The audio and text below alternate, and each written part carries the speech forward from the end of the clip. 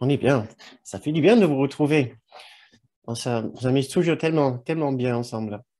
Merci encore d'être avec nous, de nous donner ces incroyables opportunités d'explorer l'esprit, le fond de l'esprit, qui n'est pas toujours un voyage facile.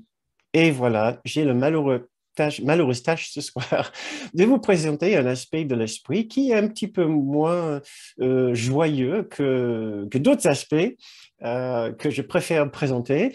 Mais il est tellement important de traiter ce sujet ce soir que je vais essayer de le faire bien et de essayer de le faire aussi dans la légèreté. Je compte sur vous, mes chers amis, ma chère famille du cours, pour m'aider à rester dans cet état d'esprit, puisque ça sera facile aussi de glisser à penser que cet aspect de nous qui est si peu glorieux et l'ensemble de ce que nous sommes, et d'oublier la réalité de ce que nous sommes au fond du tout, du tout, du tout. Donc, le titre pour la séance ce soir, c'est présentation de notre voyou intérieur. Euh, Ce sujet a une importance particulière dans le cours. Il faut peut-être que j'explique ce que c'est le voyou intérieur. Disons que c'est le côté ténébreux, le côté de la noirceur, l'aspect de notre petit soi qui est le plus ténébreux, le plus méchant, le plus vicieux, le plus violent, le plus assassin. Nous devons impérativement traiter ce sujet pour le traverser, pour voir ce que cet aspect recouvre, parce qu'il y a une sublime réalité derrière, mais on ne va pas l'atteindre si nous sommes toujours en train de le déguiser. Si nous en avons peur, nous allons le rendre plus réel que ce que c'est. Donc, nous devons bien le comprendre, bien le regarder pour le rendre transparent et irréel, de voir sa irréalité. Je vérifie juste mes paramètres, excusez-moi, ça y est. Euh, Souvenez-vous pourquoi nous traitons ces sujets qui fait partie de l'étape courante qui est les trois fausses identités, et nous allons finir en beauté avec notre véritable identité, l'amour que nous sommes, ce qui est l'esprit en Christ ou le soi en Christ que nous sommes. La semaine dernière, nous avons traversé cette première face ou fausse identité qui est la face de l'innocence. C'est la face qui veut toujours prétendre que tout va bien, euh, euh, pas simplement pour recouvrir le malaise, mais aussi pour charmer, manipuler les autres, pour satisfaire ses besoins égoïstes à l'insu des autres, ou des fois même euh, euh, contre ce qui pourrait être l'intérêt des autres. Nous avons aussi vu comment ce petit soi est capable d'utiliser la souffrance pour améliorer, entre guillemets, sa capacité de juger les autres et attirer l'attention sur son innocence. C'est une phase particulièrement hum, trompeuse, dans le sens où nous pouvons très facilement tomber pour le charisme et le charme de quelqu'un, tout en oubliant tout ce que cela cache derrière. Nous sommes aussi capables de nous tromper nous-mêmes par rapport à nos vraies motivations, nos vraies intentions, pensant que nous ne voulons que du bien pour les autres, et nous avons peut-être des fois oublié ce qui se passe sur un arrière-plan. Et c'est ce que nous allons essayer de regarder ce soir. Qu'est-ce que ça peut, euh, qu'est-ce que ça peut, il y a un mot que je cherche, occulter sur un autre plan. Nous avons besoin de traverser ces premières fausses identités, ce qui est la phase de l'innocence. C'est toujours une innocence personnelle, le côté de l'innocence, mon innocence personnelle. C'est pour ça on parle de la phase de l'innocence. Ce n'est pas la réalité de l'innocence. Nous avons dû bien comprendre et travailler avec cette face pour arriver à cette face maintenant, la face du voyou en nous, que la face de l'innocence était en train de déguiser. Donc, nous allons enlevant cette première face de l'innocence pour comprendre les objectifs et les besoins du voyou en nous, le côté le plus égotique en nous, que la face de l'innocence était là pour déguiser. La face de l'innocence était là pour charmer, stratégiser, manipuler, pour atteindre les objectifs et satisfaire les besoins de notre ego le plus profond, le plus méchant, le plus égoïste. Donc, nous allons découvrir ce qui est la dynamique, l'origine de cette partie de nous, dans l'espoir ou dans l'idée qu'en en le comprenant, en saisissant sa nature et son fonctionnement en nous, nous allons être beaucoup plus conscients à son activité dans notre esprit et nous allons pouvoir comprendre pourquoi nous sommes parfois loin de notre objectif de paix intérieure. Nous avons tous déterminé que notre objectif avec le cours miracle ou notre spiritualité, c'est la paix intérieure. Pourtant, cette paix-là, la paix profonde du ciel, de l'amour de l'univers, de l'amour de Dieu, de l'amour de l'unité parfaite, nous reste encore loin de notre esprit. Si nous arrivons à bien comprendre ce que c'est ce sujet ce soir, nous serons mieux préparés pour travailler avec notre souffrance future, pour travailler avec ce qui nous arrive demain, pour travailler aussi avec nos relations. Nous sommes beaucoup plus conscients de comment nous nous comportons dans nos propres relations. Et ainsi, nous sommes en mesure d'atténuer cet aspect de nous, au moins de le pardonner, au moins de se comprendre et comprendre aussi le voyou, l'ego chez les autres. Et ainsi, voir qu'il n'y a pas que ceci en nous, il y a aussi autre chose en nous et aussi chez les autres. Mais préparons-nous peut-être ce soir juste avec une petite méditation comme nous aimons faire. Nous allons juste passer 2-3 minutes à nous recentrer, à attirer ici, ce soir, ensemble de notre groupe. Vous êtes peut-être devant votre ordinateur ou peut-être devant votre téléphone, votre tablette, mais en réalité, vous êtes assis avec nous dans notre salle de méditation. Nous nous regroupons, quarantaine, cinquantaine de personnes, 2 fois par semaine, dans l'objectif de méditer ensemble, de former et de reformer notre communauté pour nous prendre par la main, pour avancer quelques pas de plus sur le chemin de la paix universelle, la paix intérieure, le véritable paix du ciel. Donc, souvenons-nous de notre objectif d'être ici. Valorisons un instant, reconnaissons la vraie valeur de ce que vous essayez de faire ici. En faisant, ralentissant notre respiration, prenons notre posture, juste quelques minutes de méditation.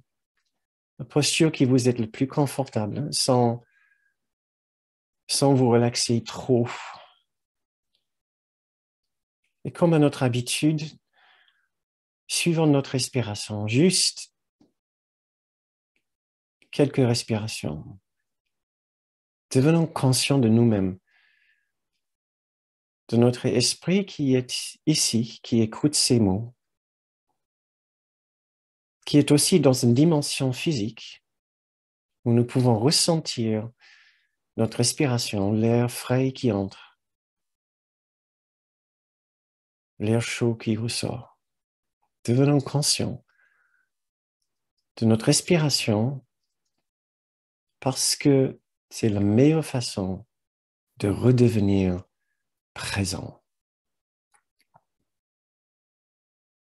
Quand nous sommes présents avec notre respiration, nous sommes présents ici, dans l'instant.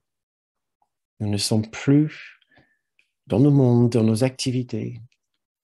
Nous ne sommes plus dans nos relations avec les autres. Vous suivez votre respiration. À cet instant-ci, c'est la chose la plus importante que vous pouvez faire. C'est juste respirer.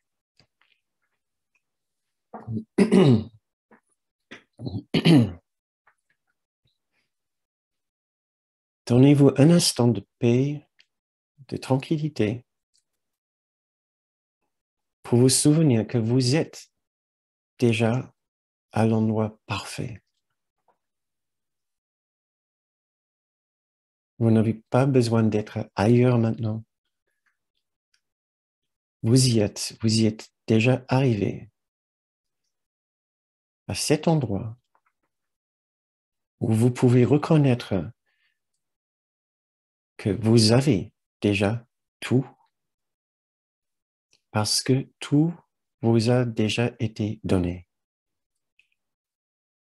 Dans cet instant maintenant, vous avez tout ce qu'il vous faut pour être parfaitement heureux, en paix, en sécurité et en confiance.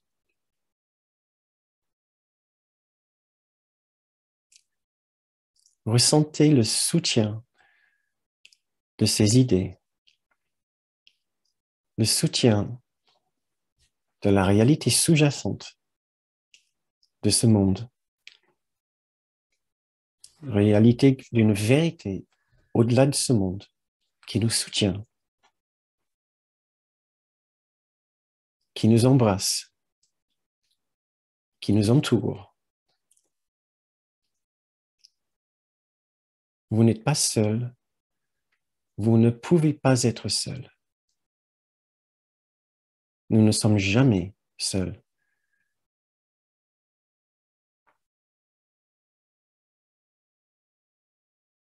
Peu importe les illusions qui ont pu remplir nos esprits, la vérité à notre sujet est toujours parfaitement intacte. Et cette vérité est d'une sublime beauté, bonté, bienveillance et grâce. C'est notre réalité, peu importe les illusions qui ont rempli notre esprit depuis l'idée folle de la séparation, l'idée illusoire de la séparation. Nous prenons une respiration de plus, étant bien conscients de la douceur de notre respiration, de cette activité qui est tellement inconsciente, aussi tellement vitale. C'est comme l'amour de Dieu, notre souffle nous soutient tous les jours sans qu'on sache qu'il est là. Et juste à cet instant, nous redevenons conscients que le souffle est là, comme le souffle de Dieu. Redevenons conscients de notre souffle nous aide à redevenir conscients du souffle de Dieu qui nous donne la vie.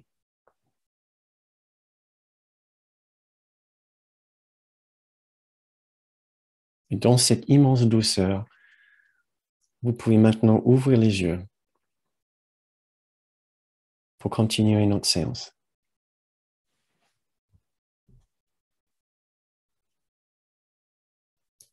Très bien. Maintenant que vous êtes prêts, je peux y aller. Alors, pour revenir à l'idée de ces trois identités, tout d'abord, nous devons nous souvenir que l'origine de ces fausses identités vient de l'idée fausse, comme je vous ai dit dans la méditation, que nous avons pu nous séparer de la perfection du ciel. L'identité séparée est une idée qu'il est possible d'avoir une existence à part de l'amour, à la part de la complétude, à part de la perfection. Maintenant, nous pensons avoir accompli une identité qui est le non-amour, la non-perfection et la non-complétude. Et cette idée-là, cette existence de non-amour, non-complétude, non-perfection est une existence d'agressivité, de haine, de mal-être, de culpabilité et de manque.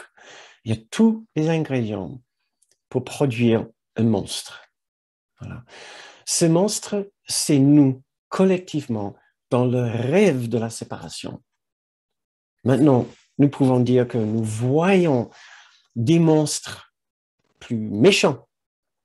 Et il y a des grands méchants, des grands monstres et des petits monstres. En réalité, nous contenons chacun l'ADN de la séparation et donc l'ADN de ce monstre. Et donc, ce que nous devons découvrir, c'est la présence de ce monstre en nous que j'ai appelé très affectueusement le voyou en nous, parce que j'ai trouvé que monstre a été peut-être un peu trop, que le cours appelle simplement le meurtrier en nous. Voilà, le meurtrier, pourquoi pas. Nous pouvons aussi appeler l'assassin, le tueur, si nous voulons. C'est simplement la partie de nous qui remplit d'un sentiment de manque, de besoin personnel, et qui pense que du fait qu'il est privé, il a été privé par Dieu de ce qu'il voulait, de ce qui était son droit. Il pense qu'il est entièrement dans le droit de prendre et de reprendre ceci. Et donc, c'est de là qui vient ce côté extrêmement agressif et violent. Le côté voyou en nous ne voit pas un problème à prendre pour satisfaire ses besoins. Il sait qu'il ne peut pas toujours faire comme il veut, franchement, directement. C'est pour ça qu'il a développé toutes ces stratégies de manipulation et pour charmer. Ça, c'est la phase de l'innocence dont nous avons parlé. Lui, il est innocent, tout innocent, mais en dessous, il y a effectivement cette espèce de monstre. Et malgré les années de pratique, il est tout à fait possible que les étudiants du cours estiment encore mal cet aspect d'eux-mêmes. Parce qu'il peut se déguiser extrêmement, extrêmement bien.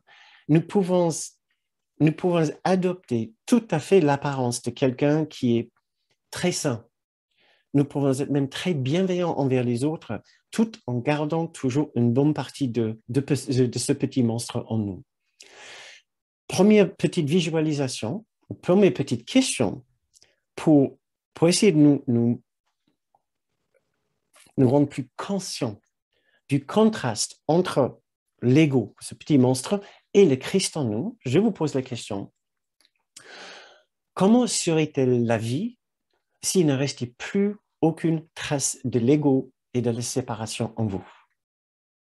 Comment serait-elle votre vie, votre perception, votre expérience de la vie, s'il ne restait plus aucune trace de l'ego et de la séparation en vous? Et si vous aimez, si vous voulez bien participer avec nous ce soir, vous pouvez ouvrir le fenêtre de chat et vous pouvez mettre votre réponse, vos réponses dans le fil de chat. Si vous êtes en train de regarder en replay ou si vous n'avez pas la possibilité de participer dans le fil de chat, réfléchissez vraiment sérieusement pour vous. Donnez-vous une opportunité de songer quelle serait la vie pour vous, quelle serait votre expérience de l'existence s'il ne restait plus aucune trace de la séparation et de l'ego en vous. S'il ne restait que le Christ en vous, relié à sa source en Dieu. Je répète, s'il ne restait que le Christ en vous, relié à sa source en Dieu, quelle est l'expérience du Christ de ce monde et des autres? Quelle sera votre expérience de vie? Quelle sera votre perception de la vie tout entière? Quelle sera votre perception du monde? Quelle sera votre perception des autres autour de vous? Que serait-il pour vous, les autres? Je vais commencer à lire vos réponses qui ont commencé à entrer, merci. Ah, il y en a déjà pas mal. La vie serait légère, elle serait calme, ce serait le rêve heureux, ce serait une vie heureuse, je serais en joie toujours. La vie serait paix et sérénité. Et si vous écoutez ceci, essayez de vous inspirer de cela et d'essayer d'imaginer que oui, la vie, elle sera comme ça un jour, le jour qui nous reste quasiment plus d'ego en nous. C'est-à-dire, c'est mal parlé. Ce n'est pas qu'il ne restera plus d'ego en nous, parce que l'ego est toujours 100%, le Christ en nous est toujours 100%, mais nous ne l'activerons plus. Le jour que nous n'activons plus l'ego en nous, le jour que nous restons purement conscients du Christ en nous et ne nous tournons plus vers l'ego. Voilà, c'est plus exact. Parce que l'ego ne disparaît jamais. Nous ne pouvons pas le faire disparaître. Je continue à lire. La vie serait paix et sérénité. La vie serait magnifique et merveilleuse, joyeuse, confiante et légère. La vie serait vécue sans inquiétude et sans impatience dans l'instant présent. Imperturbable de cette personne, elle sera. Douce et sûre, la vie sera. Ce serait le bonheur. Une autre personne, il n'y aurait plus besoin de rien, sauf de laisser cette expérience s'exprimer. Une vie pleine, je ne peux qu'imaginer que mes actions ne connaîtraient plus de doutes, de conflits et que je nagerais dans la paix. Merci. Je serai au paradis plein d'amour. Une autre personne, quiétude et plénitude, une égale sérénité de chaque instant, il n'y a plus de corps, en communication permanente, j'aurai un amour inconditionnel pour tout. Les autres seraient en bonheur, heureux de les voir. Tous frères en Dieu, je serai toujours joyeuse et proche de tous, aimante. Un calme profond. J'avoue que ma première réponse il manque de mots, je suis désolé, Christian. Il y aurait acceptation totale de ce qui est. Nous serons l'unité ce jour-là, une liberté totalement pleine d'amour. Excellent, très bien, merci beaucoup. Essayez de réfléchir à ce que vous venez de dire. Vous reconnaissez.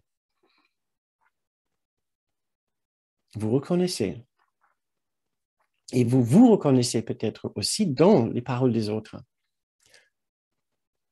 Que c'est un magnifique objectif de réduire l'attention que nous donnons à notre ego, réduire notre conscience, la partie de notre conscience que nous partageons avec l'ego, et que nous commençons à partager de plus en plus de notre conscience avec le Christ en nous. Vous reconnaissez à quel point ça sera une magnifique expérience, vraiment sublime.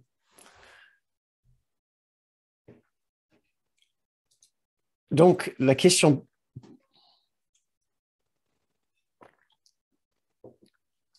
Donc, nous pouvons nous poser la question, est-ce que c'est ça notre expérience de tous les jours? Est-ce que nous sommes comme ceci? Et vous pouvez dire, non, je ne suis pas comme ça. Mais ce n'est pas pour autant que je ressens non plus un meurtrier en moi, que je ressens une mal-être profond de la séparation. Donc, j'ai l'impression que je me situe un petit peu entre les deux.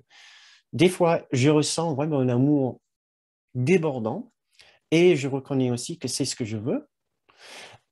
À d'autres moments, je sens que la vie, ça coule, ça fait la vie. Mais je ne reconnais pas un monstre ou une voyou en moi. Qu'est-ce qui se passe? Comment expliquer le fait que je suis censé aussi contenir ce côté horrible de la séparation, aussi bien qu'un véritable monstre de ce monde? Donc, ce qui est en train de se passer, c'est deux choses. Tout d'abord, l'oubli de ce qu'est le véritable bonheur du Christ en nous. Nous venons de parler de certains aspects de bonheur absolument sublime. Un coup en miracle, j'ai retrouvé ce petit paragraphe. On parle, ou nous pose cette question ici pour parler de cet état. Peux-tu imaginer, je vous lis cet extrait, ce qu'est un état d'esprit sans illusion, sans séparation, sans ego, si vous voulez?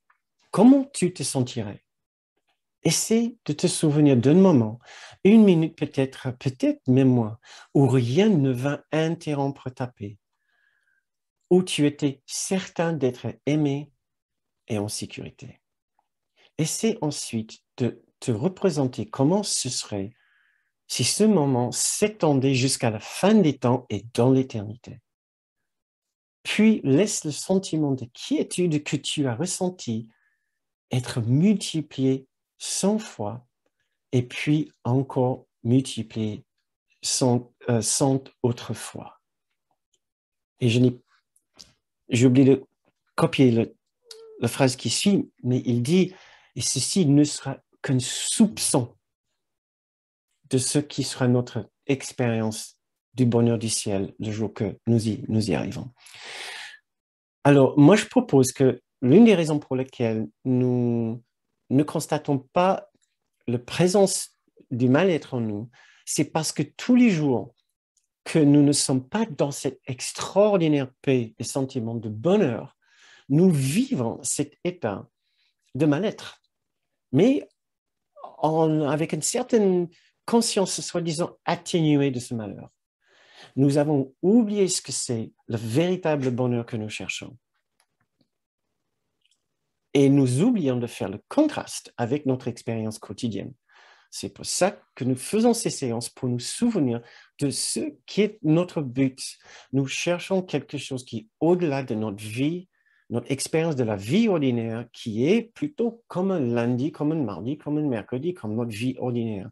Nous savons que ça existe. C'est pour ça que vous avez décidé un jour de lire et d'acheter ce gros pavé de livres, Un cours miracle ou un autre livre de spiritualité. Vous savez qu'il y a autre chose.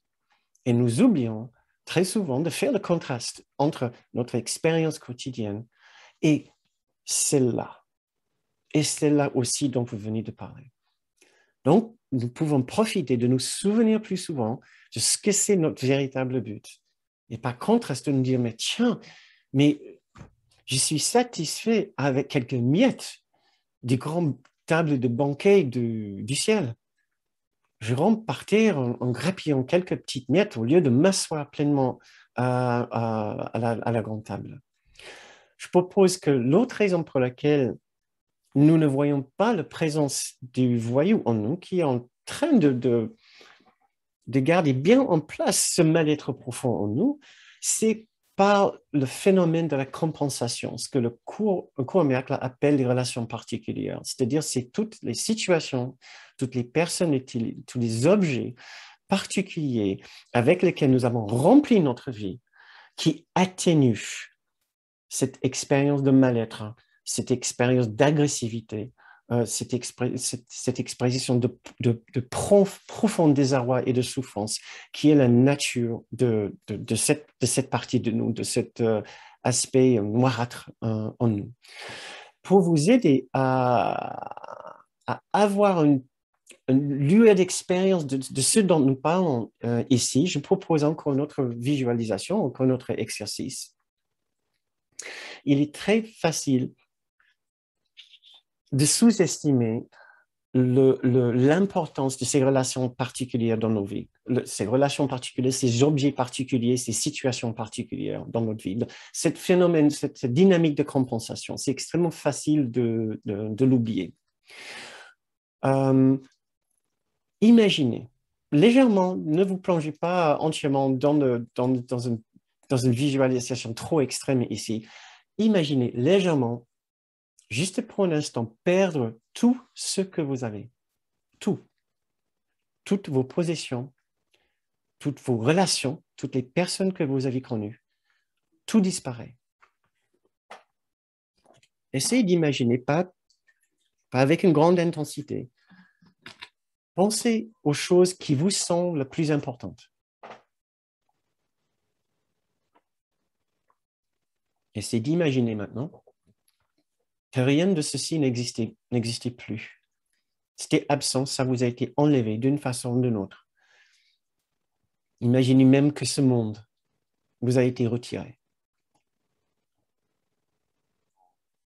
Alors, si vous constatez le moindre point de mal-être ou de malheur, et là, je n'ai pas poussé cet exercice au bout parce que je n'ai pas envie de faire ça avec vous. Si vous avez du mal à vraiment saisir notre direction ici, essayez d'imaginer la personne de laquelle vous êtes le plus dépendante, qui est le plus important pour vous. Essayez d'imaginer le décès de cette personne. Et essayez de voir quelle est votre réaction intérieure. Ou l'objet, si c'est votre maison, si c'est un objet qui est très important pour vous, que vous le perdez. Et essayez de voir qu'est-ce que ça provoque pour vous? Qu'est-ce que ça stimule pour vous comme expérience? Parce que le Christ en vous ne reconnaît aucune difficulté avec l'un de ces événements. Le Christ en vous, qui est la présence dont vous avez parlé tout à l'heure, dans l'exercice précédent, ne connaîtrait pas une expérience de désarroi à la perte de ces choses-là, parce que son expérience, sa conscience reste profondément dans l'infinitude, dans la perfection qui est présente à chaque instant, avec ou sans ces objets, avec ou sans ces personnes, avec ou sans ces différentes situations. Sa conscience et sa confiance est si entièrement dans la connaissance de sa réalité au-delà du corps et au-delà de ce monde, qui ne va pas connaître le moindre difficulté avec ces différentes propositions d'événements. Il y a une partie de nous qui reste toujours parfaitement en paix, heureuse, sereine et comblée, confiante et connectée, même dans les situations les plus inimaginables. Il y a une partie de nous qui nous relie à quelque chose au-delà de ces situations.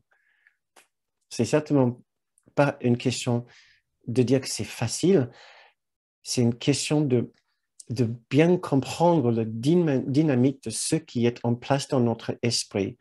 Quand nous disons qu'il n'y a pas un mal-être profond, pourtant nous avons dit tout à l'heure qu'il y a un sentiment de complétude, de perfection qui est possible pour nous.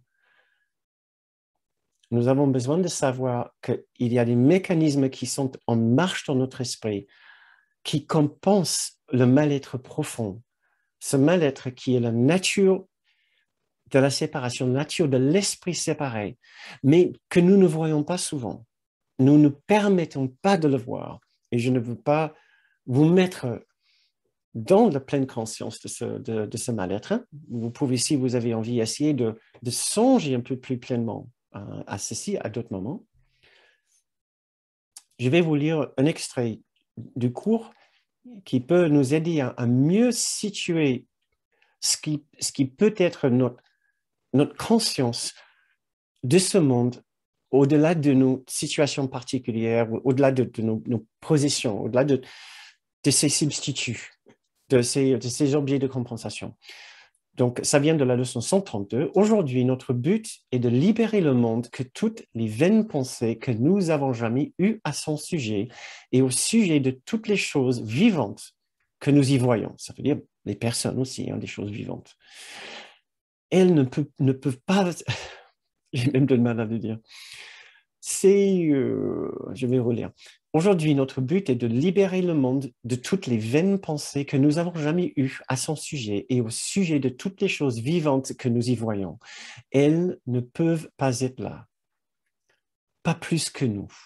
Ces choses-là ne peuvent pas être là. Et nous ne pouvons pas être ici non plus. Pourquoi? Parce que dans la stricte métaphysique d'un cours miracle, nous sommes dans un rêve. C'est le rêve d'un monde, le rêve d'un univers phénoménal de matière et d'objets et de planètes. Nous ne sommes pas dans une réalité. Ce n'est certainement pas une question de nier ce qui se passe dans ce monde, de nier notre expérience dans ce monde. C'est simplement, je vais lire le reste de l'extrait et peut-être ça sera plus clair.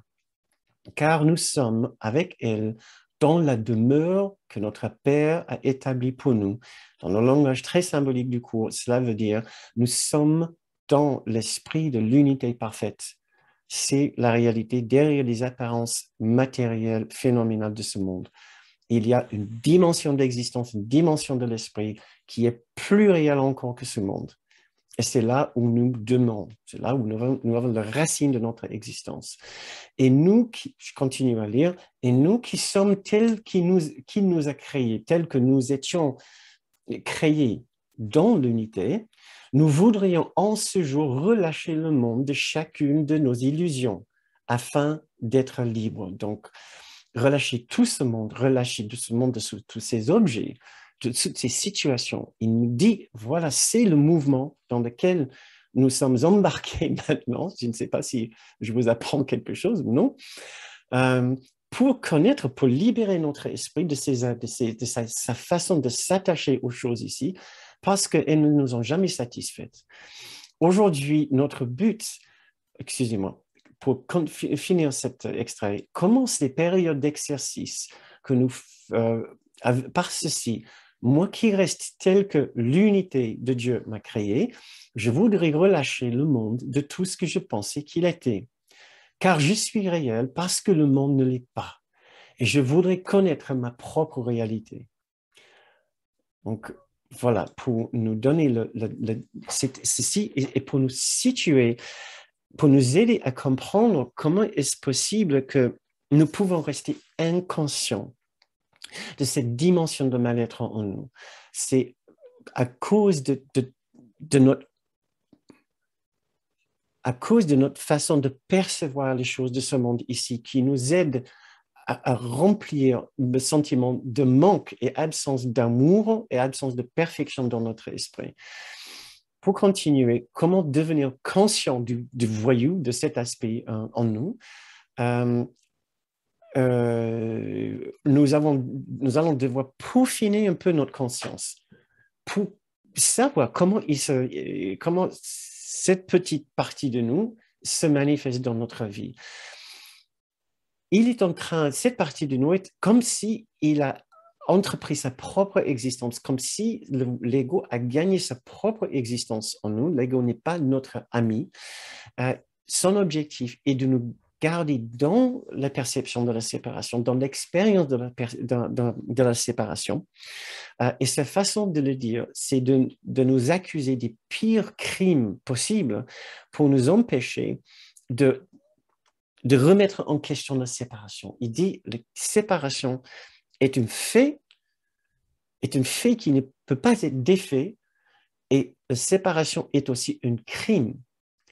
Puisqu'il nous dit que c'est un crime et que nous sommes des créatures abominables, il nous dit nous ne pouvons pas réfléchir à la séparation. Puisqu'ainsi nous allons trop approcher Dieu, mais Dieu, à cause du fait que ce n'était pas juste un acte anodin de séparation, puisque c'était un crime, il va nous tuer. Il est devenu juge, comme le Dieu de la Bible. D'où vient justement le Dieu de la Bible. Il n'est pas un Dieu d'amour et que d'amour. Donc, il insiste sur le noirceur en nous pour se préserver, pour ces raisons d'autopréservation. Il nous dit, je suis ton pire cauchemar, tu es ton pire cauchemar, tu es rempli de noirceur, tu es le mal, tu es détestable, une pitoyable créature méprisable. Comme nous lisons aussi dans l'introduction à la première partie de la leçon 93 que j'aime tant, tu penses, c'est très important. Tu penses que tu es la demeure du mal, des ténèbres et du péché. Tu penses que si quiconque pouvait voir la vérité à ton sujet, il éprouverait de la répulsion et reculerait devant toi, comme devant un serpent venimeux, etc. Nous pouvons aussi lire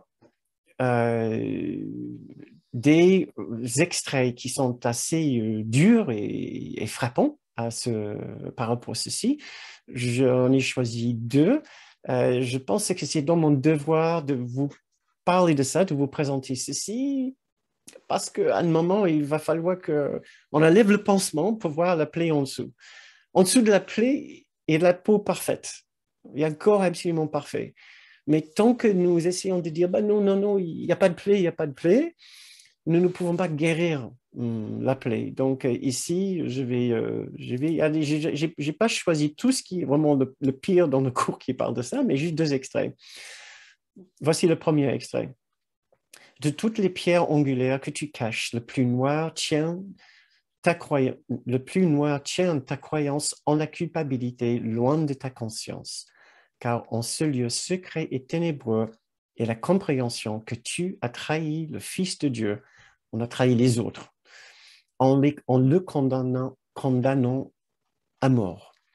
Tu ne soupçonnes même pas que cette idée meurtrière, mais insane, est cachée là, car la pulsion destructrice de l'ego est si intense que rien de moins que la crucifixion du Fils de Dieu ne peut jamais le satisfaire. Donc, il parle de nous. Il ne sait pas qui est le Fils de Dieu parce qu'il est aveugle. Voilà. Donc, je ne vais pas trop m'éterniser sur ceci, mais il est important de savoir qu'il y a une idée, il y a une pulsion destructrice de l'ego en nous tous qui est si intense que rien de moins que la crucifixion d'un être innocent comme le Fils de Dieu ne pouvait jamais le satisfaire. Un deuxième extrait. Laisse la particularité, ça veut dire notre ego, notre sens d'individualité, notre esprit séparé, diriger le diriger dans la voie et tu suivras. Diriger notre vie et voilà ce qui va se passer. Et vous marcherez tous les deux, nous et un autre, si nous marchons tous les deux dans la particularité, dans un esprit séparé ensemble, au lieu de nous souvenir de notre réalité, vous marcherez tous les deux en danger, chacun résolu, dans la sombre forêt des non-voyants, inéclairé sauf par les faibles et changeants lueurs qui étincellent un instant des lucioles du péché, puis s'éteignent, à conduire l'autre jusqu'à un précipice sans nom et l'y jeter. Car de quoi la particularité peut-elle se délecter, sinon de tuer? Particularité encore, c'est juste la conscience séparée. Donc, il dit, la conscience séparée, tu veux tuer, tu es un assassin, tu es un meurtrier. Voilà, c'est ce que tu veux faire. Je continue à lire. Que cherche-t-elle, sinon la vue de la mort? Où mène-t-elle, sinon à la destruction?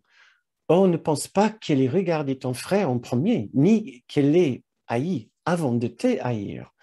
Le péché que ses yeux voient en lui et qu'ils aiment regarder, elle l'a vu en toi et le voit encore avec joie. Donc, cette partie de nous, ce voyons-nous, ce monstre en nous, n'est ni ennemi à notre personne, ni notre propre ami. Donc, ce n'est pas la partie du cours qui est particulièrement joyeuse, comme vous voyez bien, mais c'est tellement nécessaire de comprendre la nature de l'esprit séparé et de savoir que si l'esprit séparé est vraiment partagé par tous et chacun, alors je dois contenir des aspects de cet esprit moi-même. Et notre question maintenant, c'est mais comment est-ce que je l'exprime? Puisque je ne le vois pas. Je n'ai vraiment pas je ne vois pas tout ce dont il vient de parler. Je le vois chez d'autres personnes, mais je ne le vois pas chez moi. Comment est-ce que nous pouvons commencer à soupçonner l'existence d'une telle présence maléfique en moi si je n'ai même pas la moindre conscience? Et le cours a sa propre façon de présenter les choses. Il nous dit, quand il y a le moindre absence de paix, de confiance, d'amour, de gentillesse et de bienveillance, quand il y a le moindre pensée d'exclusion, de jugement envers un autre, c'est la manifestation de cette partie de nous. Parce que le Christ en nous n'aurait jamais ce genre d'expérience. Le Christ en nous, comme nous avons vu, est pur amour, bienveillance, grâce, inclusion, douceur, tendresse, compassion et patience. Dès l'instant où nous avons une expérience qui n'est pas de cette famille-là, nous sommes dans la présence du voyou, nous sommes dans la présence du monstre. Donc tout ressenti, le moindre ressenti de colère, culpabilité, honte, irritation, peur, anxiété, besoin, désir et insatiable, appétit, soif, faim, regret, ressentiment, rancœur, grief, douleur, souffrance, manque de confiance, arrogance, sentiment de besoin d'autorité, une sensibilité, susceptibilité, idée de mépris, mépris de soi, d'embarras, appartient à cette partie de nous qui n'est pas le Christ en nous, et donc c'est l'esprit de la séparation et de la particularité. Vous pouvez réfléchir pour vous-même. J'ai un petit exercice. Comme je lis ici, quelqu'un qui dit « bon, bah, c'est tout le temps ». Alors, merci Eric. Oups. Ok, Dominique, il s'est passé il y a un petit souci. Oui, on peut penser pour un instant que c'est tout le temps. Bien sûr que ce n'est pas tout le temps. Bien sûr que ce n'est pas tout le temps. Ne pensez pas un instant que c'est tout le temps. Parce que nous avons toujours aussi l'esprit du Christ. Même le pire vilain dans le monde, le pire personnalité que vous pouvez imaginer, il connaît aussi des moments de paix où il ne souhaite pas le pire pour une autre personne. C'est le Christ, c'est la présence du Saint-Esprit, c'est la présence de Jésus en cette personne. Donc, la question pour nous, puisque nous voulons rendre ces enseignements réels pour nous, c'est de se poser la question, quand est-ce que je ne suis pas dans le Christ? Et nous le posons, bien sûr, dans l'objectif de vouloir être plus souvent dans cet magnifique esprit, ce que j'appelle aussi le grand soi. Mais pour ces séances-là, je préfère parler du Christ, et ça donne un ton au grand soi qui est quand même bien plus fort, bien plus intéressant pour nous que juste le grand soi. Quand est-ce que nous ne sommes pas dans le grand soi en nous? C'est quand nous ne sommes pas dans le Christ en nous.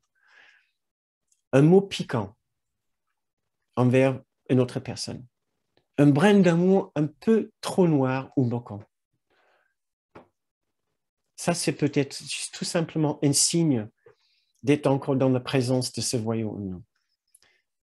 Une absence de douceur, une absence de patience, un instant d'impatience, de frustration, d'irritation. On apprend qu'un instant d'irritation démontre, qu'est-ce que c'est le point, une pointe minime d'irritation n'est qu'un voile sur une rage débridée. Il y avait quelque chose comme ça, si quelqu'un peut me trouver une pointe minime.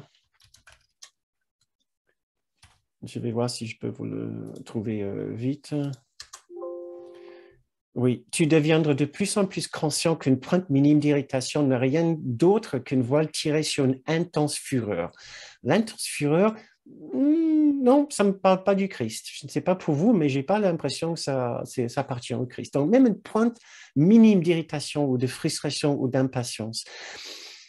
Est-ce que vous avez connu récemment une pointe minime d'irritation, c'est-à-dire une baisse de votre sentiment de bonheur et de joie, un petit point de souffrance? Il nous dit que notre souffrance vient de l'envie de démontrer les fautes et les péchés des autres. C'est par notre souffrance que nous voulons démontrer le péché et les fautes des autres. Donc, quel objectif? Que l'autre soit coupable, que l'autre soit fautif et responsable pour notre mal-être. Et qu'éventuellement, Dieu, le juge, punit cette personne à ma place. Voilà. Donc maintenant, petit exercice, que je vois que le temps passe, pour essayer de devenir un peu plus conscient de ceci pour vous-même. J'ai envie de vous demander maintenant de penser à une relation que vous avez avec une personne proche, très proche, une personne que vous aimez. Réfléchissez à essayer de trouver ce genre de personne. Cette personne dans votre vie, nous avons tous quelqu'un auquel nous sommes attachés. Pensez à une difficulté que vous pouvez avoir avec cette personne. Un petit moment de déception, un petit moment de frustration ou de tristesse, de frustration ou d'irritation ou d'impatience avec cette personne. Qu'est-ce que vous pouvez possiblement reprocher à cette personne? Qu'est-ce que vous aimeriez que cette personne, comment est-ce que vous aimeriez que cette personne soit différent de comment elle est aujourd'hui? Est-ce que la personne est parfaite dans votre estime en tant que personnalité? Et est-ce que cette imperfection vous dérange? Est-ce que cette personne peut vous décevoir? Dites-nous dans le fil de chat, si vous en avez envie, quel est le genre d'imperfection que cette personne pourrait démontrer qui pourrait vous déranger? J'ai déjà une personne qui a dit qu'elle va ressentir de la tristesse de la séparation. Quels sont les genres d'erreurs, les genres de défauts que l'autre personne peut montrer qui pourraient vous décevoir? manque de reconnaissance, j'ai cette suggestion, la perte de communication, l'isolement, une autre personne. Une autre dit son imperfection ne me dérange pas. Encore une autre dit qu'elle n'aime pas l'indifférence chez l'autre, ça pourrait le déranger, qu'il ne m'écoute pas, l'irritabilité, il me montre mes propres défauts, manque d'attention. Quand elle me corrige, pensez pour vous-même sérieusement, s'il vous plaît, vous êtes peut-être parfait, mais si vous ne l'êtes pas, ne faites pas semblant. Vous ne faites pas un service. J'espère que je ne suis pas trop abrupt, pas trop direct. Vous êtes ici et vous regardez cette vidéo parce que vous avez envie de progresser. Soyez honnêtes. Les autres peuvent vous décevoir. Ouais. Donc, c'est une façon de constater, effectivement, oui, il y a une partie de moi qui attend toujours quelque chose de la part des autres. Je continue à lire, donc. Déception en soirée, quand l'autre ne veut pas danser et que je me trouve seul. J'aimerais ressentir davantage son accueil, n'être pas conforme à l'image que je veux, que je suis en colère, l'arrogance me dérange. Très bien. Je pense peut-être que je n'ai pas besoin de vous poser cette question. Ces expériences et ces sentiments viennent de quelle partie de vous? Si elles ne viennent pas du Christ en vous, alors la conclusion est forcément, elles viennent de cette autre partie de nous qui a des attentes, mais qui ne sont pas des attentes par rapport à un enfant de Dieu. C'est les attentes de la part d'une particularité, un être particulier. Et donc, forcément, nous ne sommes pas dans le Christ dont nous avons parlé tout à l'heure. Et nous sommes motivés, nous sommes encore dans la conscience, dans la dynamique de la conscience de la partie de nous qui est séparée, le voyons en nous. Mais il ne faut pas sous-estimer, il ne faut pas que vous sous-estimiez ce que ça fait d'y rester. Ça a l'air pas trop méchant quand on lit ces commentaires. En réalité, c'est pas très bon. Parce que non pas simplement vous gardez dans la souffrance, et c'est pas vous vous privez d'une expérience de joie et de bonheur et de détente, mais vous vous privez aussi d'une expérience d'amour avec cette autre personne. En plus, vous laissez un message auprès de cette personne qui sont fautifs, qui a un problème chez eux. Vous leur privez de votre bonheur. Vous leur privez de l'enseignement que vous pouvez leur donner, qui sont parfaits en tant qu'enfants de Dieu, en tant que partie de l'unité. Ils sont comme ils sont. Vous vous mettez en juge. Et le juge n'est jamais un rôle très gentil. Et l'autre personne ne peut plus faire confiance en votre amour si vous tombez dans l'irritation, dans l'agacement et dans les déceptions. Ça sera plus difficile pour l'autre de vous faire confiance puisque votre amour ne sera pas fiable non plus. Vous pensez que son amour n'est pas fiable. Vous démontrez de par votre souffrance qui le culpabilise. C'était le sens de l'un des extraits que j'ai reçus, je l'ai lu tout à l'heure. Votre souffrance est une façon de culpabiliser l'autre. Donc lui, il n'est pas sûr de votre amour non plus. Donc vous vous privez d'amour, vous-même, mais vous vous privez aussi d'amour avec cette autre personne. Vous privez d'une opportunité de montrer à l'autre personne sa réalité qui est au-delà de son être fautif. Nous avons tous des défauts, nous avons tous des imperfections. Notre objectif ici, maintenant, dans la séance ce soir, c'est de nous rendre compte à quel point nous sommes imparfaits et de pardonner cette imperfection en nous et chez l'autre. Il est impossible de venir sur Terre, d'être sur Terre ici, sans avoir une part d'ombre et une grande part d'ombre, si vous voulez. Pas plus grand que la part de lumière, mais une bonne part d'ombre. Il est impossible. Et donc, notre objectif ici, maintenant, dans la partie de la soirée qui nous reste, c'est simplement de redevenir conscients que nous possédons des moyens de gérer tout ceci et d'être plus sages avec cette partie de nous, quand nous constatons qu'elle est là, qu'elle s'exprime, qu'elle est dans l'avant-scène de notre conscience au lieu d'être sur l'arrière-scène de notre expérience. Première chose que nous devons faire maintenant pour entrer dans la dernière partie de notre soirée, c'est d'en devenir conscient de sa présence. Si nous sommes dans l'irritation, la frustration et nous continuons à le justifier, nous renforçons le problème. Donc, il faut à un moment ou autre nous retourner vers ces magnifiques leçons. Je ne me suis jamais dérangé pour la raison à laquelle je pense, leçon numéro 5, puis leçon numéro 34. Et mince, alors je pourrais avoir un autre ressenti ici, je pourrais avoir une autre expérience ici, je pourrais ressentir plus de paix et d'amour dans cette situation. Donc, je ne peux pas avoir raison, puisque selon l'exercice que nous avons fait tout au début de cette séance, vous avez dit, quand vous êtes entièrement dans le Christ et dépourvu d'ego, qu'il y a juste une expérience sublime de paix et de bonheur. C'est ce qui est possible, nous le savons bien. Il n'y a que notre attachement à notre ego qui nous empêche.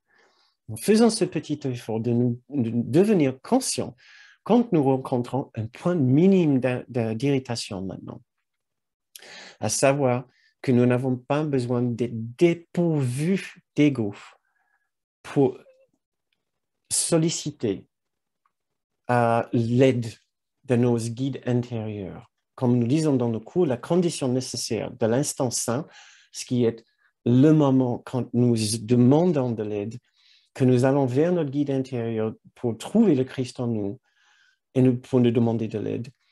La condition nécessaire de cet instant ne requiert pas que tu n'aies pas de pensée qui ne soit pure, de pensée qui ne soit parfaite.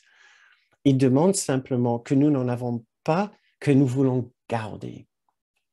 Donc, quand nous constatons cette expérience d'être dans notre voyou, nous pardonnons, nous comprenons que, entre guillemets, c'est normal, ou au moins c'est inévitable dans notre condition de séparation, que nous cherchons une autre expérience. La véritable origine de cette expérience n'est pas l'autre, et même si l'autre n'a pas été gentil, la leçon 34 reste, je pourrais ressentir de la paix au lieu de ceci. Et je voudrais maintenant remplacer mes pensées actuelles, remplacer les pensées du voyou en moi avec les pensées du Christ, de la douceur et de la tendresse et de la compassion.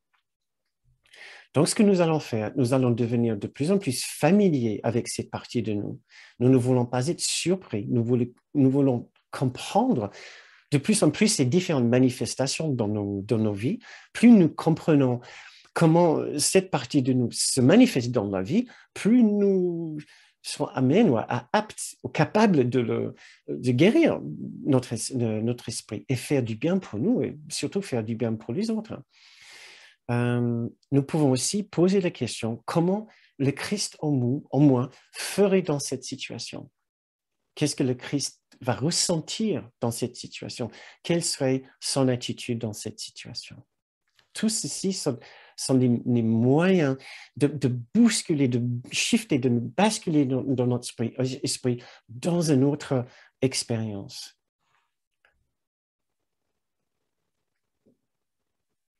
J'avais un autre petit exercice ici, mais je vois que on n'a plus le temps pour le faire. Donc, pour commencer notre méditation, pour finir notre séance, j'aimerais bien vous inviter justement à reprendre votre posture de méditation et de vous souvenir encore ce que vous essayez de faire ici.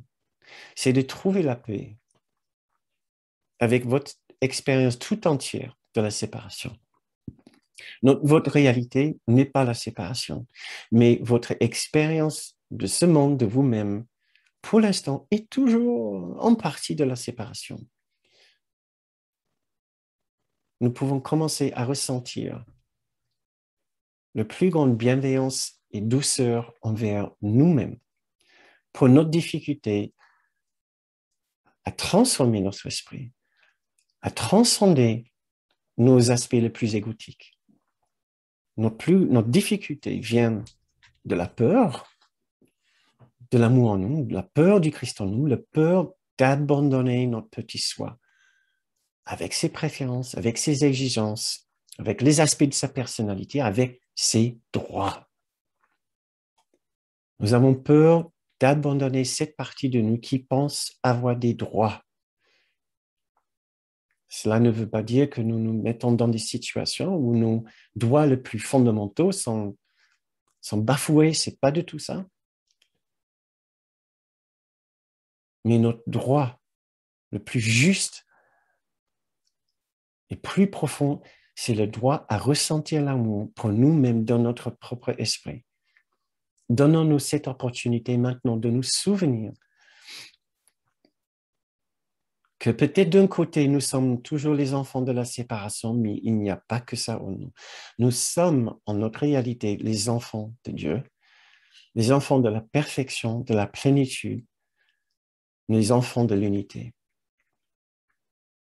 Songez à ceci maintenant pour faire votre propre guérison de votre esprit. Souvenez-vous du parcours que vous avez fait et de ce que vous cherchez maintenant.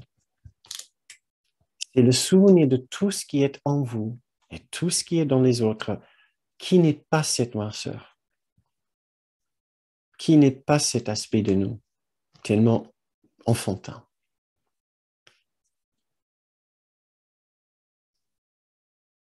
Et pour finir notre séance, je vais juste lire quelques passages de la leçon 93. Malgré tout ce que nous avons pensé de nous-mêmes, malgré tout ce que nous avons vu en nous-mêmes, notre impeccabilité est garantie par Dieu. Maintes et maintes fois, cela doit être répété jusqu'à ce que ce soit accepté. Et c'est vrai. Notre impeccabilité est garantie par Dieu. Rien ne peut la toucher ni changer ce que Dieu a créé éternel. Le soi que nous avons fait, mauvais et plein de péchés, est insignifiant. Notre impeccabilité est garantie par Dieu et la lumière, la joie et la paix demeurent en nous. Le salut ou l'éveil requiert que nous acceptons une seule pensée. Nous sommes tels que Dieu nous a créés et non ceux que nous avons fait de nous-mêmes. Quel que soit le mal que nous pensons avoir fait, nous sommes tels que Dieu nous a créés. Quelles que soient les erreurs que nous avons faites, la vérité à notre sujet reste inchangée. La création est éternelle et inaltérable. Notre impeccabilité est garantie par Dieu. Nous sommes et serons à jamais exactement tels que nous ayons été créés. La lumière, la joie et la paix demeurent en nous parce que Dieu les a mises là.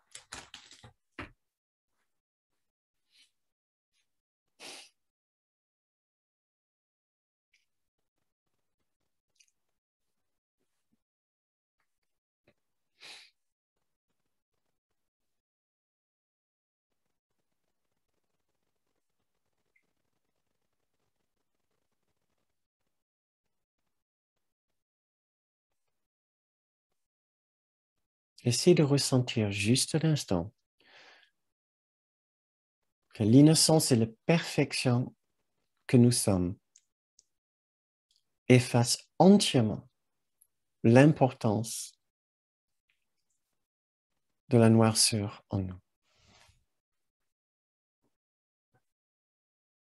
La noirceur n'est rien, puisque la lumière de notre perfection est là. Nous souvenir de cette lumière en nous et en les autres quand nous voyons la présence du voyou et la façon dont nous allons guérir notre esprit et ramener notre expérience vers la paix, l'amour, la tendresse et la compassion.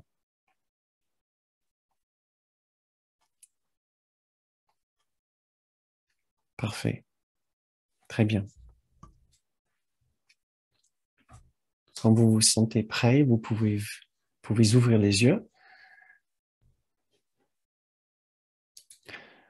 C'est la fin de notre méditation et la fin de notre séance ce soir. Si vous devez partir maintenant, nous vous remercions d'être venus. Nous vous remercions d'avoir partagé une partie de votre soirée avec nous. Nous sommes très reconnaissants. Nous savons que vous avez plein d'autres choses à faire. Et quelque part, vous reconnaissez l'importance de ce temps que nous passons ensemble. Et votre contribution est vraiment ressentie. Il n'y a rien d'anodin dans ce que vous faites. Donc, merci beaucoup. Si vous cherchez le moyen de nous remercier pour notre travail, sachez que nous offrons ces séances sur la base et uniquement sur la base d'une contribution.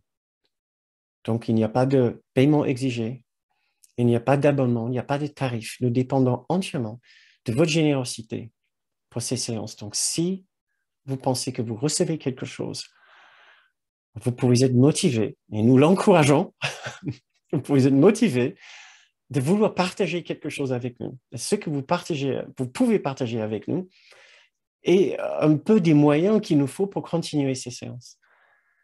Ce que vous pouvez faire en faisant une contribution financière pour cette activité, vous pouvez le faire en allant sur notre site bernardgrom.com où vous allez trouver l'onglet « Contribution ». Nous vous remercions sincèrement pour toute votre participation. C'est vraiment une participation. C'est une œuvre que nous menons ensemble. Donc, merci. Et maintenant, je clique sur le petit bouton qui vous permet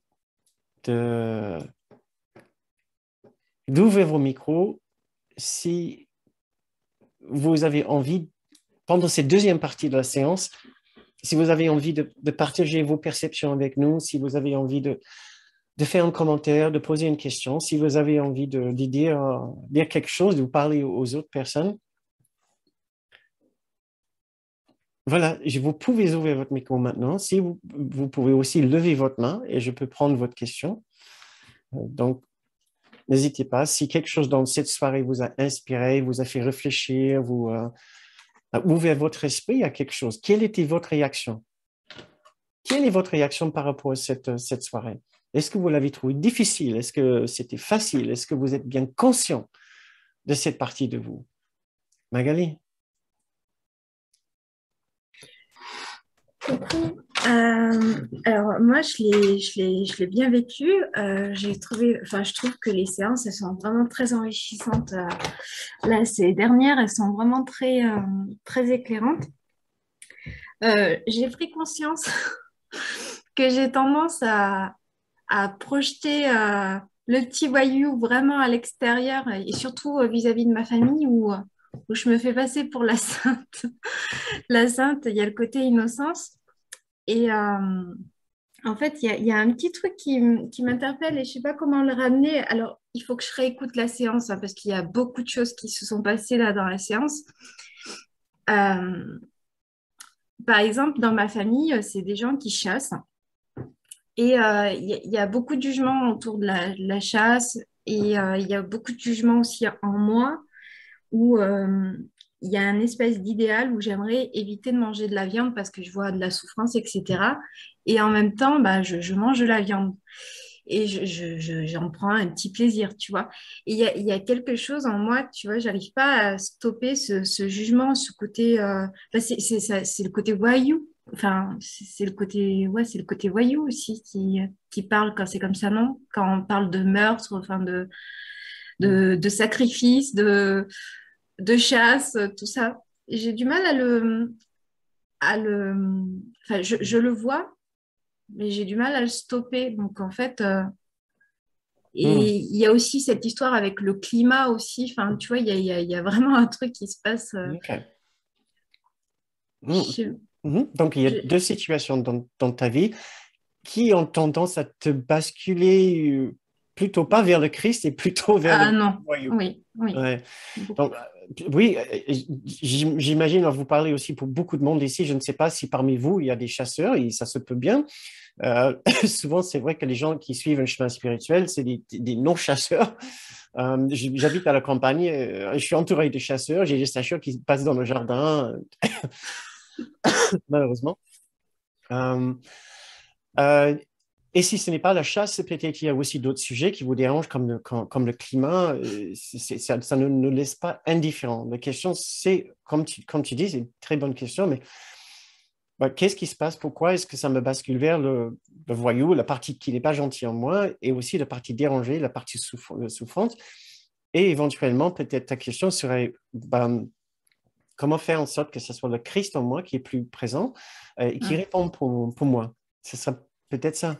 Oui, oui, oui. Je pense que tout d'abord, on peut se poser la question, mais effectivement, comment le Christ répondrait pour moi si j'étais pleinement dans vraiment la conscience, sa conscience? Maintenant, peut-être ce n'est pas très évident de savoir. Nous nous sentons tellement loin de cette conscience. Nous devons savoir que le Christ est la partie de nous qui ne vit pas dans et à travers le corps. Et donc, il ne vit pas dans et à travers ce monde. Donc, sa façon de voir tout ce qui se passe sur ce monde n'est pas notre façon de voir ce qui se passe dans ce monde. Euh, il va avoir une perception beaucoup, beaucoup plus élevée où il voit le côté éternel des choses. Il voit le côté infini des choses. Il voit comment nous sommes une unité en train de produire tout ceci ensemble. Il va aussi voir comment rien de ce qui se passe dans et avec les corps n'est dangereux et endommageant pour la partie essentielle de l'être. C'est-à-dire que ce soit un animal, que ce soit un être humain, que ce soit la nature. On voit les choses mourir ici, mais dans une cour miracle, c'est des formes qui meurent, c'est des corps qui meurent. Mais ce n'est pas le contenu, ce n'est pas l'essence de ces choses-là qui meurent. Euh, c'est un monde de choses éphémères, c'est un monde de choses qui viennent et qui repartent. Rien ici ne reste. C'est un monde aussi, selon le cours miracle, qui est une sorte de rêve. Et un jour, nous allons nous rendre compte que c'est un rêve. Et quand nous nous levons le matin après une nuit agitée, de rêves assez perturbants, nous sommes soulagés de savoir que les animaux qui sont morts dans mes rêves, les personnes qui sont mortes dans mes rêves, et la nature qui est morte dans mes rêves, ce n'était qu'un rêve. Ce n'était pas la réalité. Donc, nous pouvons d'abord essayer d'imaginer ce que serait la perception et l'expérience d'un être tel que Jésus, tel que le Christ en moi, puisque sa perception serait tellement différente de ce qui se passe dans le monde ici. Il ne serait pas perturbé, simplement parce que sa conscience reste dans l'infini, dans l'éternité. Il voit les choses sur cette planète ici comme les choses qui sont en train de se passer dans un rêve, et un jour, tous les êtres ici vont se réveiller à la réalité et seront fous de joie que le monde ici n'était pas le monde réel. Maintenant, quand nous ressentons du chagrin, du deuil et de la souffrance ici, nous pouvons nous en servir pour nous souvenir que la vraie souffrance, la vraie tristesse ici, est le fait que nous pensons et que nous avons perdu la conscience de cet autre monde. C'est ça la vraie souffrance. La vraie souffrance, c'est de penser qu'il y avait un être réel dans ce mouton, dans cette biche, dans ce chevreuil, dans ce lapin, dans ce oiseau, qui a été chassé et qui est mort. C'est ça la tristesse, c'est de penser qu'il y avait un véritable être là, au lieu de nous souvenir de l'être éternel qui est venu un certain temps et qui repart. Parce que c'est dans la nature des choses ici, de venir ici et de repartir. Pour les êtres humains, pour les animaux et pour les arbres, et les fleurs, et les abeilles, pour les lézards et les papillons. Tout ici vient, tout ici repart. La tristesse, c'est de penser que les choses ici sont réelles et que ces choses se sont séparées de leur vie éternelle, de leur vie infinie. Donc, la tristesse, c'est le sujet de notre soirée lundi prochain. C'est l'enfant plein de tristesse en nous. Donc, je vais juste donner cette petite réponse ici maintenant, Magali. Et nous pouvons, je pense que la séance la semaine prochaine pourrait t'aider parce que c'est les sujets oui, qui vont trouver, je pense, une certaine réponse la semaine prochaine. Mais je pense que la seule façon de trouver du soulagement face aux chasseurs et face aux personnes qui infligent la destruction de l'environnement, nous avons vu encore un reportage hier soir ou avant-hier soir sur l'abattage des arbres, une politique absolument délirante par rapport au milieu forestier. Des choses absolument aberrantes se passent dans ce monde. Nous sommes en train de détruire la seule maison que nous avons. C'est ainsi. On a décidé de s'incarner à cette époque, à cette période où nous sommes en train de faire ceci. Néanmoins, il y a toujours une façon de retrouver la paix intérieure, parce que cette paix intérieure, elle est éternelle. Elle n'est pas rattachée à ce monde. Maintenant, nous devons aussi faire un peu attention quand nous trouvons particulièrement difficile de retrouver une position de bienveillance et de douceur envers d'autres personnes. Nous devons être un peu avertis que nous pouvons avoir adopté une personnalité de plus sain que toi, de plus juste et plus vertueux que toi. Voilà, self-righteousness en anglais. Voilà. Et quelque part, nous nous distinguons des autres qui, eux, sont des abrutis, c'est des idiots, c'est des imbéciles, c'est des tueurs de biches et de chevreuils et de lapins. C'est des gens inconscients. Nous devons nous méfier de cette tendance de nous placer au-dessus des autres. Et donc, ça sera notre particularité. Ça, c'est le voyou en nous. Donc, plus nous arrivons à comprendre pourquoi nous le faisons, c'est simplement pour faire perdurer mon expérience de la séparation. Je deviens aussi meurtrier que l'autre. Lui, il tue les lapins, moi, je tue les êtres humains. Psychologiquement, pas physiquement. Mais moi, je l'ai descendu avec une arme, avec une bazooka, avec une arbalète, avec mes pensées. Oui, crétin. Alors, c'est pas le Christ en moi, voilà, ça c'est le monstre en moi, c'est le voyou, c'est l'assassin, c'est le meurtrier, c'est le tueur en moi. Non, je veux le descendre. Lui, il a tué un lapin, peut-être qu'il a beaucoup apprécié le lapin, le préparé, il adore la nature, il dit c'est la nature de la nature. Mais moi, je l'assassine avec mes pensées. Donc, ça ne me place certainement pas au-dessus de lui. Plus j'arrive à devenir conscient de la façon dont je me sers de cette situation pour renforcer ma particularité, ma séparation, plus je vois que ce n'est pas gentil, ni envers l'autre, ni envers moi-même. Je me prive d'un moment de joyeuse complicité avec l'autre, de joyeuse fraternité avec l'autre. Le chasseur est ton frère, le chasseur est mon frère. D'ailleurs, quelques-uns des chasseurs ici, c'est mes bons amis. Je n'aime pas du tout ce qu'ils font. Ça, c'est ma particularité, n'aime pas la chasse. Voilà. Mais voilà, les chasseurs ne sont pas forcément des gens mauvais, ni les personnes qui détruisent l'environnement. Ouais. Et plus nous arrivons à trouver un moyen, mais quelconque, d'avoir un peu de compréhension, de compassion et de ressentir la complicité avec eux dans la séparation, plus ça va réduire le sentiment de séparation, de distance avec eux. Ça va guérir le sentiment de séparation. Et s'il y a guérison de séparation, il y a forcément l'Esprit du Christ derrière. Tout ce que nous pouvons faire pour essayer de nous sentir plus proches de ces personnes et moins tristes à cause de ces événements, plus nous basculons notre esprit plus vers la conscience du Christ en nous. Ça ira? Oui, merci beaucoup Bernard pour ta réponse. Merci Magali. Yasmina, je vois, il est tard, chers amis. Je ne sais pas, je crois que c'est les méditations en début de séance qui prolongent nos séances. Et c'est peut-être ça, ce que j'ai fait. Effectivement, je vois que j'ai plus de mal à rester dans ma limite d'1 heure jusqu'à 9h30. Mais Yasmina. s'il est tard, c'est pas... Si tu veux, J'allais dire, c'était pas par rapport à la séance, mais si on peut, on doit couper, c'est On pas a, un souci. on a 2 minutes 50. Ah, ok. C'est bon. Euh, 2 Prenons, minutes oh là là, 45, 2 minutes 35. Faut que tu fasses vite. si je ris, ça va pas le 2 faire. minutes 25. Parle. Plus tu rigoles. Oh putain, mais si tu me mets la pression, ça marche pas. Ah, Du coup, alors, j'essaie de me remettre dans mon constat de tout à l'heure.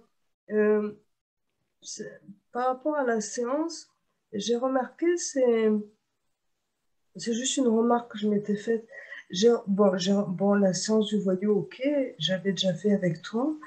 Et plus j'avance, plus je me rends compte que j'ai beaucoup focalisé sur ce voyou et que je l'ai fait très sérieusement, avec minutie, j'ai bien regardé, mais je regardais sans mon enseignant.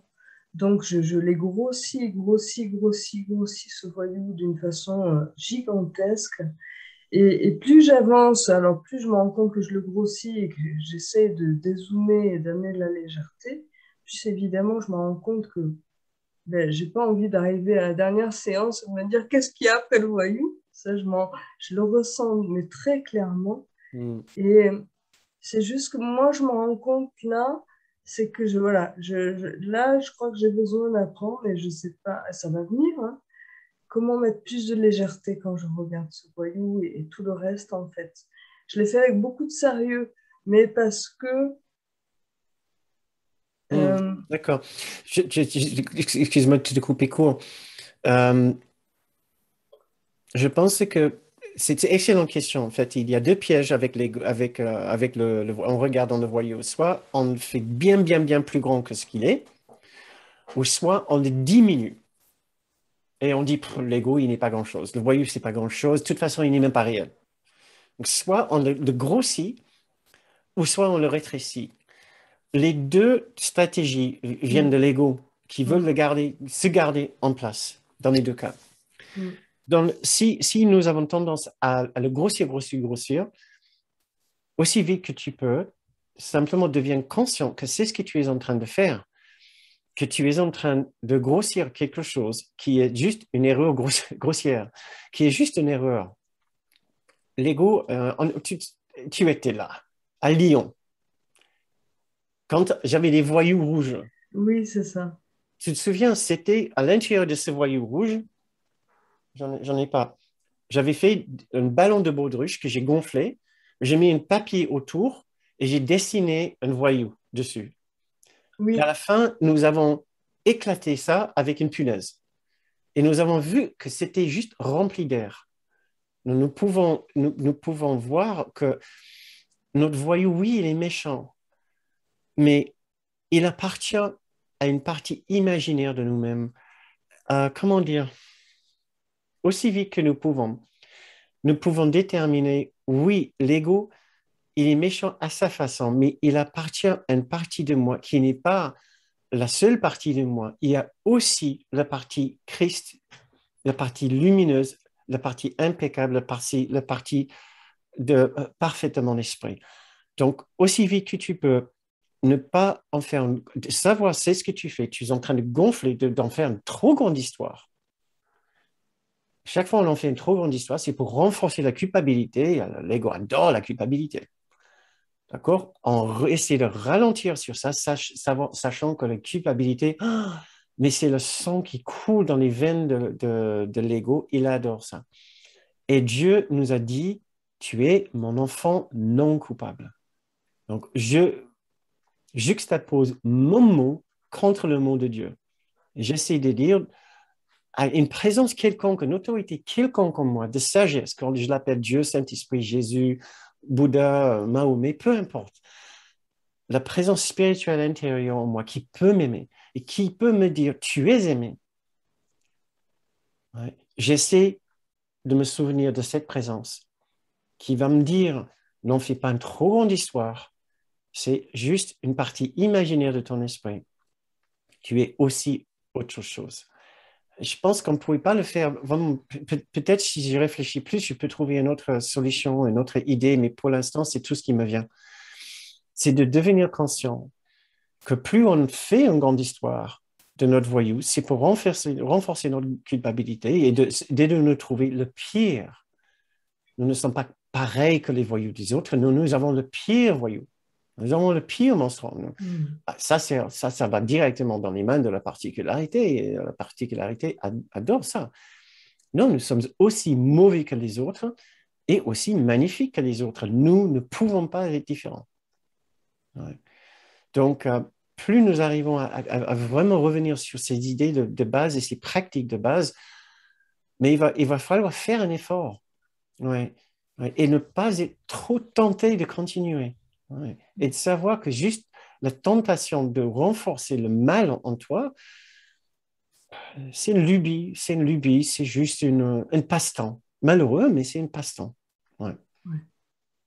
Je ne sais pas si je vais réfléchir, je ne sais pas si j'ai mes réponses pour ça tout de Non, suite. c'est très bien. Surtout, j'ai totalement oublié l'histoire du ballon de baudruche, mais totalement. Merci. Pensez à ça, votre voyou est un ballon de baudruche qui suffit juste avec un petit objet pointu comme ça, on l'éclate et ça part, ça part. C'était de l'air chaud.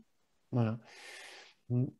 Donc, surtout quand nous relisons la leçon 93 et nous nous ressouvenons de ce maître, si vous considérez que ce livre vient d'une autorité spirituelle, lisez la leçon 93 et s'il vous plaît, essayez d'intégrer ça comme une vérité pour vous. La lumière, la paix et la joie sont notre vérité. Au-delà de la peccabilité, au-delà du péché, des idées de péché en nous. C'est une magnifique leçon. Ensemble avec le 95, si vous pouvez, la dernière partie de la 95. Très chers amis, encore nous avons... oui, ne pas lui donner de l'importance, Dominique. Oui, c'est parfait. Et j'entends quelqu'un dire, mais comment ne pas lui donner de l'importance? J'entends ça souvent. Qu'est-ce que ça veut dire de lui donner de l'importance et comment ne pas faire? Donc, ça, c'est une question peut-être pour la prochaine fois. Je vois que les gens commencent à partir. Donc, si vous voulez bien, sauf s'il y a vraiment une urgence, et je vous demande de laisser cette urgence peut-être pour le jeudi prochain. Je pense que ça sera que bienveillant, vraiment, de nous laisser partir tous ensemble. Donc, je vais vous souhaiter une très bonne soirée. Je vais